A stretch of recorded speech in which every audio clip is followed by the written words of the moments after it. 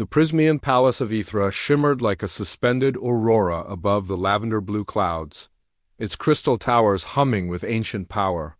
Within its grandest hall stood Princess Rose Valshera, her silver-laced skin glowing faintly as she stared at the swirling holosigil floating before her, a medical confirmation seal that could not be forged, hacked, or deceived. She was pregnant, and the child was half-human across from her. Standing rigid and silent was James Carter, the human diplomat assigned to Aethra. His heartbeat thudded loudly in his chest, though he kept his face as calm as military training had taught him. He knew what was coming. He had known since Rose nervously asked him to accompany her to the chamber.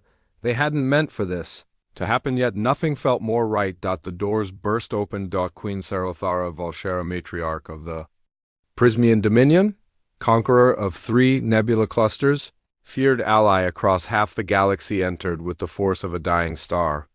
Rose stiffened. James braced. The Queen's multifaceted eyes fell on the floating medical sigil. A single, sharp inhalation. Then my daughter is pregnant with a human's child. Her voice echoed through the crystalline hall like a shattering comet. Rose swallowed. Mother, please, but Sarothara wasn't done. She turned slowly to James, her towering frame casting a long prismatic shadow. You. Her voice was low, dangerous. Human, step forward. James stepped, slowly. Steadily, without fear. Phi wasn't just stories to humans, it was instinct. Your Majesty, he said quietly. I will answer whatever you ask. The Queen's eyes narrowed. Do you understand what this means? Prismian and human DNA are not merely incompatible, they are mythically incompatible. It was believed to be biologically impossible. James glanced at Rose. We didn't plan it. But I will take responsibility for everything. Sarothara studied him, her expression unreadable. Responsibility? She murmured. Humans speak that word lightly. Do you know what our children are born into? A web of politics that spans solar winds. Your offspring will be viewed as an anomaly or a weapon. James didn't blink. Then I'll stand between them and every threat in this galaxy. There was a long silence. Then Queen Sarothara lifted her hand and the floor lit up, forming a shimmering circle around James, a trial ring. Rose gasped. Mother, stop! He's not a criminal! This is not punishment. The Queen's voice softened a fraction. It is tradition. Any being who wishes to join royal blood must prove the strength of their spirit. Rose stepped forward in panic, but the Queen gently held her back. Let him show us who he is. James took a breath. What do I have to do? The Queen nodded. You will face the echo construct. A crack in the air opened, and from it emerged a creature made of refracted light, shimmering like a living blade.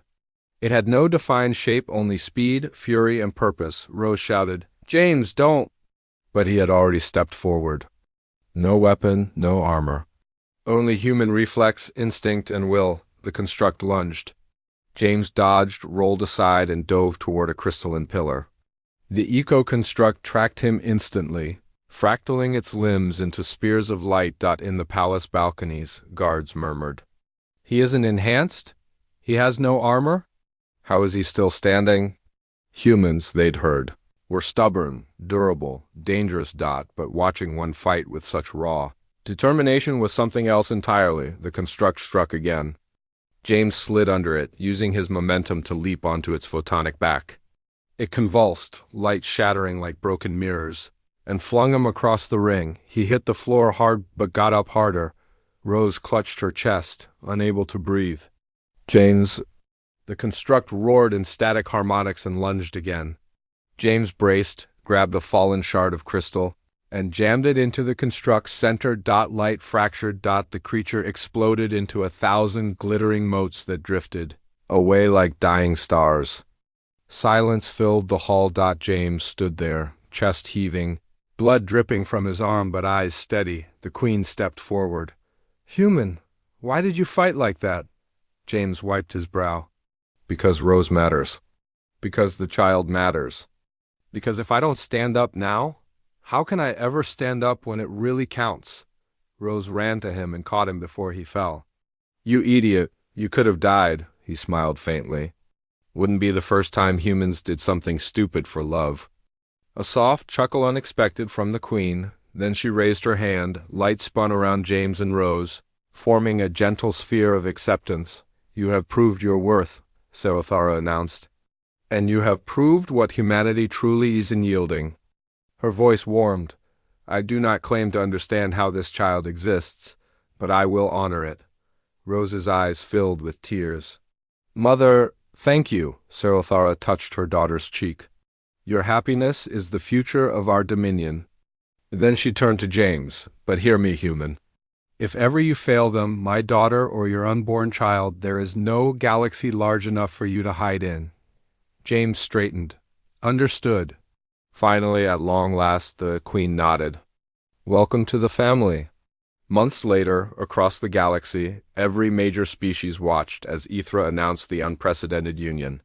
A human had joined the Prismian royal bloodline, and their child would be the first hybrid in recorded galactic history. Some civilizations panicked, some celebrated, some prepared for war or peace, but Rose and James stood on the palace balcony, hands intertwined, watching two suns rise through the crystal horizon. What do you think our child will be like? Rose whispered. James smiled, stronger than both of us. Kinder than this whole galaxy, and stubborn like a human, she laughed softly. I hope so. And above them, the universe shifted ever so slightly as if acknowledging the arrival of something new. Something powerful, something. HFY, the future had changed, and it all began with one cry in a crystal palace. My daughter is pregnant with a human's child?